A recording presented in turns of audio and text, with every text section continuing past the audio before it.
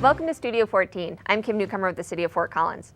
Today we'll be talking about street maintenance, and not just about the maintenance piece, but what that really means for you traveling around Fort Collins. Before we get started, why don't you check out these short clips about what's going on in our community.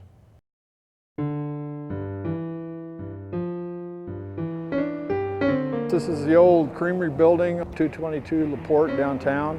It was originally built in the early 1900s as an ice storage building, an ice house basically. You came down here and you got your block of ice, you took it home, you put it in your ice box. Later on in years it was converted to a creamery. The city acquired the property around 2001 in less than optimal condition, and the city has determined that we need to deconstruct the building. Although it is eligible for historical designation, the building is in very poor condition. We had a structural analysis done on the building, we had a historical analysis done, and it would cost $1 million to $1.5 million just to stabilize the building. So the Landmark Preservation Commission determined what was historically valuable. An old freight elevator that's kind of cool that we'll take out. There's some old freezer doors that date back to the ice storage days, hand carts, hand trucks. The city also will be preserving between 20 and 50,000 brick, concrete, wood, steel. There's some copper in the building, so any metals will go to recycle. We expect to recycle at least 75% of materials in the building. The parking lot will remain. We're going to put in some grass temporarily, and we're hoping to wrap the project up by mid-July. Hi, I'm Jason Stutzman, and I'm here on site at the Fossil Creek Trail Underpass Extension. We have three major trail systems: Poudre River Trail, north side of town. The Spring Creek Trail kind of connects through the middle part, and Fossil Creek Trail is on the south part of town.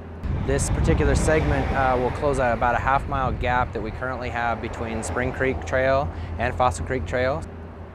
Heading north, you'll be able to get underneath the roadway through an underpass, which will give you safe travel, and it will take you all the way up north to Spring Canyon Community Park.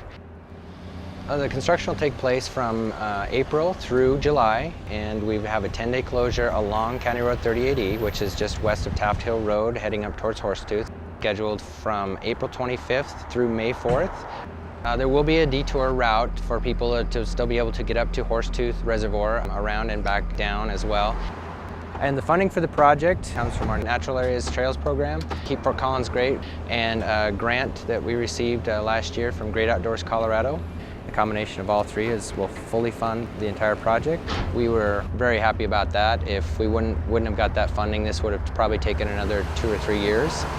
So to find out more information about the project or to get updates, go to fcgov.com/fctrips. Weather permitting, we should be completed by the end of July.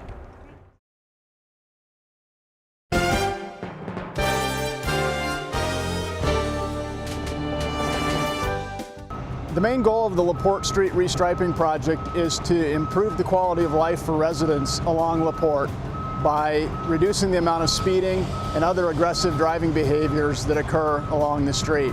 Right now, Laporte Avenue is a 4-lane street with 2 lanes in each direction. What we're planning to do, or what you see happening behind us, is we're converting it to a 3-lane street with 1 through lane in each direction plus a center turn lane. Last fall, the city conducted an extensive public outreach campaign about the Laporte Avenue restriping project.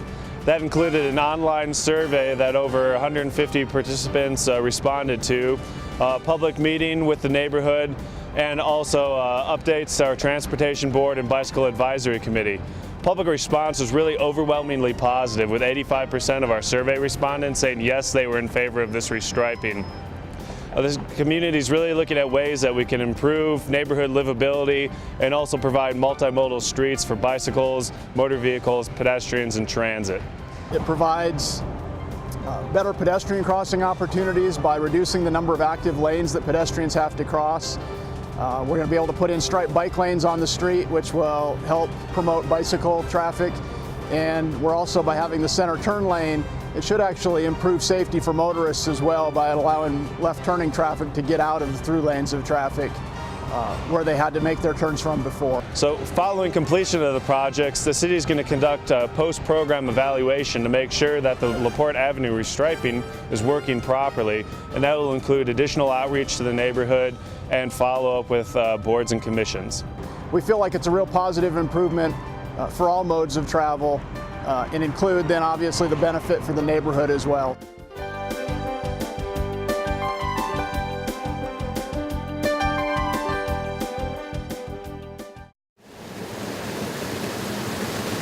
We're flushing our water mains. The water mains are the pipes that are in the street. They're the big mains that are 6 to 8 inches in diameter. They're hooked to these fire hydrants, and that's the same water that you drink that goes to your house. The normal flow rates that people use in their houses isn't enough to keep that flushed out. We open up the fire hydrant to get the sediments and stuff out of the mains that would normally just sit in the bottom. In newer parts of town, it may only take 5 to 10 minutes of running the water like this per flush. The older parts of town, it might take a little longer. It's not harmful. You can drink it while we're flushing.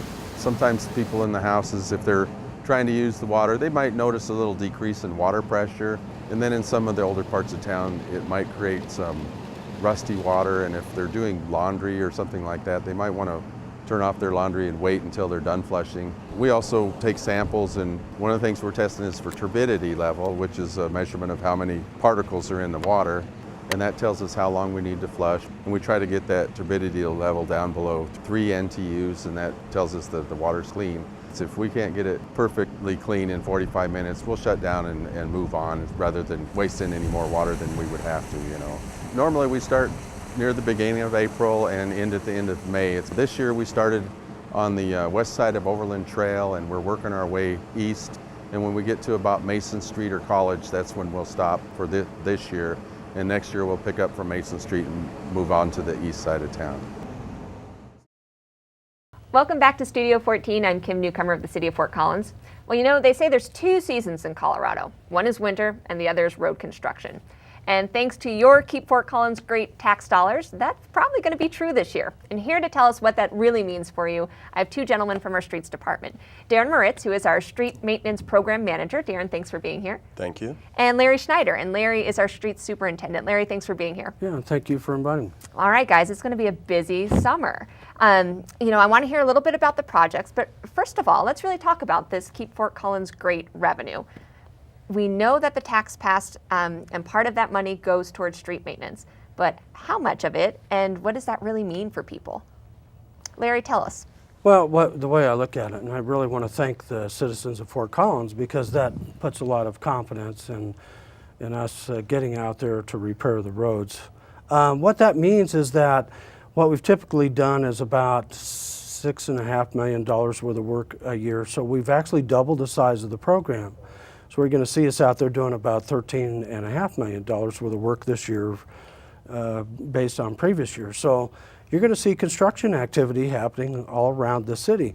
Now we'll be keeping people posted, and we'll have a website up. Darren's going to talk some more about that, but I think it's real exciting for me to see the work that's going to be done because we're going to make a difference in the community. When we're done, you're going to have some nice roads to drive on. Yeah. So Larry, how long have you been with the city? I've been with the city of Fort Collins 30 years. Okay. So, you know, over that time, obviously street maintenance funding has, you know, ebbed and flowed, so to speak. And, you know, I even know in the last citizen survey, I think the 2010, people were starting to notice that we didn't quite have the money to take care of our roads in the way that we wanted to. Does this, you know, influx of money, does that help sort of improve the quality, or are we going to see sort of status quo? No, I think it's going to help us improve the quality. With the influx of this money, we're going to be able to maintain the level of service B, which is where we want to be in terms of the conditions of our road. We were headed in a downward spiral that our roads would have been deteriorating, and you would have seen probably more potholes over time. Right. And more rough roads that you'd have to drive on, and we're going to see that kind of reverse a little bit. I think you're going to see us start to take care of some of those roads that have been deteriorating for years. We're going to take care of those roads. We're going to see more work done on the arterials than we've done in the past. So I think you as a citizen of Fort Collins will start to notice that.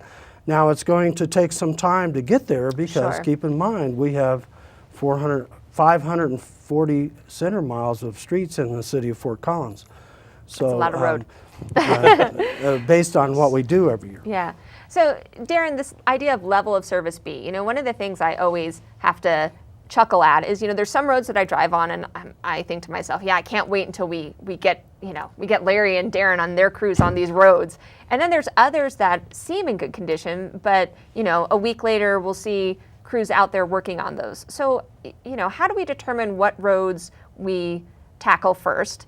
And I guess, the other question is, what are we doing out on those roads that seem like they're in really good shape? That's a great question. We hear that on a daily basis. What we do is with pavement management, street maintenance, the best, the worst, the first is not the best way to handle things. You want to keep your good roads good. Good roads cost less to maintain.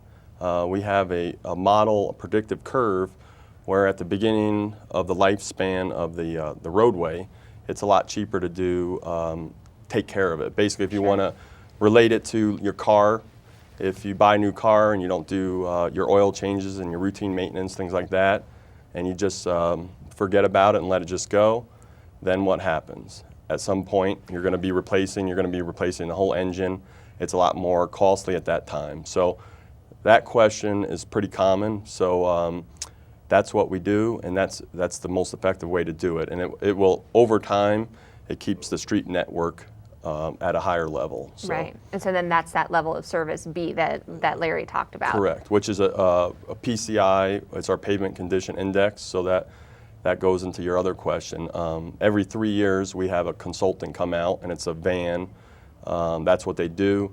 They analyze the roadway for cross slope, rideability, analyzes how much patching, basically gives an overall condition of the roadway, which is 0 through 100, just like in grade school. A C, level B is what we're shooting for. So that's 70 to 85 PCI. So. Okay. Yeah, it is. It's there's a lot of road to look at, and we do have to hit some of those roads that are in bad shape and take care of the roads that are in good shape. So what's the split between the two? How much of our time and energy is going into fixing the worst of the worst, and how much of our time and energy is going into, let's not, let those other roads get there? Currently, this year in 2011, we're at approximately 65% is dedicated to good roads and 35% to the very poor or the poor roads. Those are the ones that have to be reconditioned, reconstructed. So it's all about balance. The decisions that we make, there's a lot of data that we look at to decide we want to pick the right treatment at the right time on the right road. So it's all about balance. We try and spread it out through the city to cause the least amount of impact. We're definitely going to have a strong presence this year with the largest program that we have going. It's a lot of work. One of the biggest projects, might not be the biggest, it's the biggest to me, let's put it that way, is College Avenue. There's actually going to be a repaving of College, and I can't remember the exact cross streets. Laporte to Mulberry. And Larry was instrumental in that project, getting that going, so he's the best one to discuss that with. First things first, when does it start? May 15th. May 15th. We'll actually see us out there working May 15th. We'll start at the Mulberry intersection and we'll work our way north. Block by block? We're going to go block. We'll probably take 2 blocks at a time when we start the work. You'll see us out there and it'll all be nighttime work. Everything, okay. Activities will start at 9 o'clock, 9 p.m., and we'll work throughout the night. And basically should be minimal disruption to the businesses, so if you're still wanting to go downtown and shop, right. Everything will be as normal during the daytime hours. So all the equipment is moving out? All the equipment Wow. will be out of downtown, and you'll be able to park like you normally do. Right. And then at night, we'll be back in there and we'll be closing the road down. It's going to be a rather quick moving operation. We're really shooting to be done by June 15th, so in 4 weeks, basically from Mulberry to Laporte, we're going to repave the entire downtown, and then also on a lot of the side streets we'll pave back so that we can replace the crosswalks. Got it. Now, College is also 287. Right. And I thought that was a state road. Is that true? That is true. That is a state highway. And what I did is I worked with the state highway department to actually secure funds, because I know the condition of that road and what a key piece that is to our downtown. Yeah. And our crews spend a lot of time down there because we have an intergovernmental agreement with the state of Colorado that we fill the potholes, we do the snow removal, we do the sweeping. what I worked out with them was for them to provide funding for us basically to go down. It's kind of a joint project. They're going to pay for part of it and the city's going to pick up some of it. So it's going to be a win-win for all of us. Yeah. And I think for the community as a whole, because our downtown is so vital, I think, to this community with the activities that go on. So remind me again, work starts what time of day? The work will start at 9 p.m. 9 p.m. So if you're heading out for a late dinner or even hitting the bars that night, no parking in that area, but there, structures are still open and Right. all the other on-street parking won't be There'll be affected. plenty of parking. We will not remove all of parking when we're on Okay. College. So it's going to be maybe a couple of blocks every night that we'll actually remove parking on one side, one half of the street. So you'll still have plenty of parking. The parking structures are there if you need additional parking. So we're going to try to minimize that. We'll have signs up to help people try to get around and where they need to be and where they don't need to be. Yeah, well, there's so much going on that you wonder about how people are going to know, right? The last thing you want to do is be late. Not that I would ever be late, but be late and driving down College and bump into a closure, right? That's when I know I get most frustrated. Yeah, because then where do I go from there? Right. You're saying Exactly. what happens. So, how can people get a sense for, not only what's happening right now, but what's planned for the rest of the summer? One thing to point out on the College Avenue is, in general, the days are going to be Sunday through Thursday. Oh, that's true. That I wanted to point That's out. right. So you were That's a talking good about comment. Thank Being late for You work. going Not out that I on would your- ever, be running Yeah. late, but Yeah. hypothetically. So Friday and Saturday, as of right now, there shouldn't be any activity Oh, out okay. there. So that during the prime time, so that should assist the businesses greatly. We have a website. The city, their website, fcgov.com. You can go to that website, and within there's departments, all the departments, streets department, where you can find links to a lot of good information, what's going on, or personally for our street maintenance program and streets as a whole. If you want to know about snow plowing, if you want to know about the programs we're doing, the activity at College Avenue, all of our projects. One good link to point out there, it's fctrip.com. So it's a collaboration between all the departments, anybody that's in the citywide, and it's basically a cone zone. Shows Right. you where the activity is going to be. So that's we're really pushing public outreach, doing alternative ways to reach out to the people, and our website.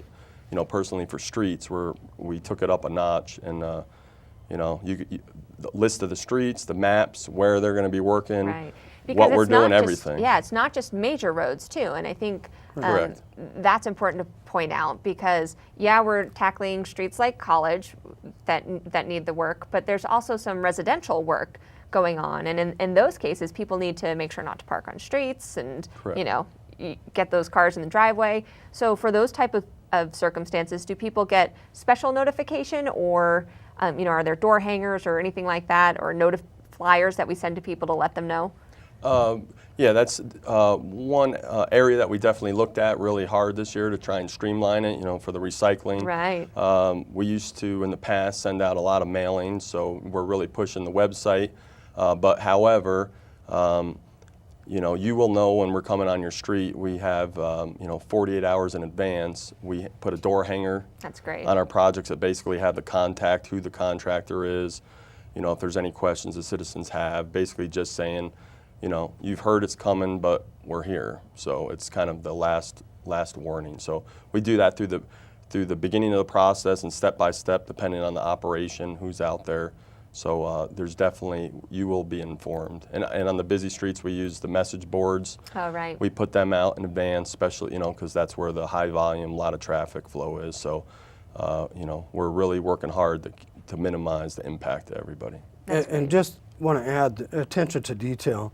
If there are residents that are impacted or there are businesses that are impacted, a lot of them we go door to door and we talk to them. We kind of say, what are your concerns? How can we work with you on this? So we're not trying to put them out of business. Right. We want to work with them because we know they have to make a living here in Fort Collins too. So that's key for us. The other thing is we have a lot of homeowners or citizens that might be needing medication or something in a home that they're concerned about. How am I going to Sure. get to and from the doctor's office? we also work with those people too to make sure that we're aware of that. We make every effort to try to accommodate those needs and let them know what we're doing. So that way we feel like we're providing an A1 service so that these people can always call us if we've missed somebody, and they can call the street department, and we'll get right back with them if they have any concerns. That's great. We've talked about College Avenue. We've talked about residential work. Are there any other major projects? And Darren's looking at me like, many of them. They're all over. You know, what else is on the top of the list that people need to be aware of? Big one, another big one, which is in the SMP program, the street maintenance program, is Horsetooth from College Avenue to Timberline. And then there's a section which adjacent to that, LeMay, near the golf course from Horsetooth to Harmony. Okay. There's some other streets in that area too as well. One of the main reasons we jumped on that is because in the future, I believe right now tentatively it's next year, is to do some more work on Harmony. So we want to make sure, you know, we actually thought about things and looked out into the future. So we want to make sure those roads are, you know, in good condition, so when they become detour routes for Harmony, you know, that they can withstand that. They can withstand it. Yeah, if you divert all your traffic to one location and the road's not in good condition, it could expedite the failure of the road. So that's Horsetooth will be definitely a busy one. You know, I'm wondering, when we talk about which roads we work on, is there coordination between other departments? I know sometimes it's easier to, you know, get work all done in one spot at the same time. I mean, do we try to coordinate with utilities if they're doing some work in areas? Do we coordinate with other departments to really make sure we're not, you know, there in June of 28, 29, you know, 2009, 2010, and so on? Yeah. Larry, do you want to? Well, yeah, and we're constantly coordinating. We send out coordination sheets to every department, even outside the city. It's not just utilities. We're coordinating with fire department. We're coordinating with ambulance service, hospital. We've got to stay in touch with everybody so that they know what we're doing. Internally, it's the same thing. We're coordinating with transport so that the buses can still run. Right. Police department knows what roads are open and closed, and utilities. What we're trying to do is really look out even into the future, because if there's a water line that's maybe in disrepair that's going to need to be replaced, and they don't have money to do it this year, but yet we want to maybe go in and reconstruct the road, then we may put that off until the water line gets replaced, because it wouldn't make any sense for us to go in and build a new street and then have someone come in and dig it up the next year. Right, that's exactly what I'm talking about. It's, you know, it's great to get all that stuff done in one fell swoop, so to speak. I can't help also think about this increase in work, increase in projects. What does that do to our staff? And, you know, does that mean we've had to hire a whole bunch more people? Do we do a lot of this work through contractors? What does that do to sort of the city workforce, so to speak? Well, I'll give you my quick. We have the not, short answer. Yeah, we have not went out and hired a lot of different additional staff, I should say. The way Darren's handled this with his staff is that he's brought in some additional people to help out with some of the inspection, but even that's been minimal. So basically the crews that we have now that do work on the streets, we're talking about the street crews. Right. We've kind of geared that around what we have for snow removal operations. So we know we have a need to run so many trucks and routes for snow. So we try to optimize these people year round. And by that, then we're looking at, okay, Darren looks at how we can schedule their time, and here's how much work these crews can do in a season. Then from there, he's going to make decisions to contract the rest of that work out. And some of it we don't have the equipment or the ability to do some of those treatments, so that's strictly contracted out. So he's really has to look at the whole program, but we really take that to heart, because we want to be very competitive in our costs, and by that we are constantly looking at that, comparing where we're at in the marketplace, because I want to see the citizens get the best bang for the buck, and we want to get a lot of work done. I mean, that's kind of my charge, is to say, hey, how do I get all these streets taken care of? You know, before I leave the city of Fort Collins, I'm real excited about this, and I've told Darren that, you know, one of my goals is that I would like to, when I get to that retirement age, say that, you know, I paved every street in the city. So, what do you want to add? You could get a T-shirt that says that. That would Yeah. be great. I won't go there because yeah, that would be a no. That is a wonderful goal, and that's what we're trying to do. We look at our efficiencies. We're looking at different treatments. We're just trying to, you know, do better. Always consistently try and thrive to be better. So this year is going to be a big test. So we're asking for everybody's patience. It's short-term inconvenience, but there's going to be a long-term, you know, benefit to it. So surely, you know, we talk about efficiency, and we talk about you know, minimizing inconvenience. One of the processes, I'm not sure if that's the right word to use, but one of the things that you guys do is called hot in place paving. Is that right? Hot in place recycling. Hot in place recycling. I think this is so cool. Can you explain that to everybody?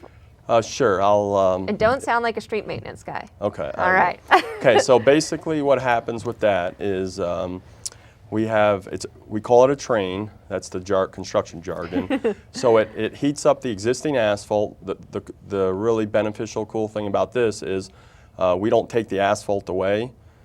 We keep the asphalt in place, but we heat it up, you know, with a machine, and we scarify it. It picks it up. It adds a rejuvenating agent to it. And then at the same time, what's really happening out there is additional asphalt, new asphalt being put down, but it's only 1 inch.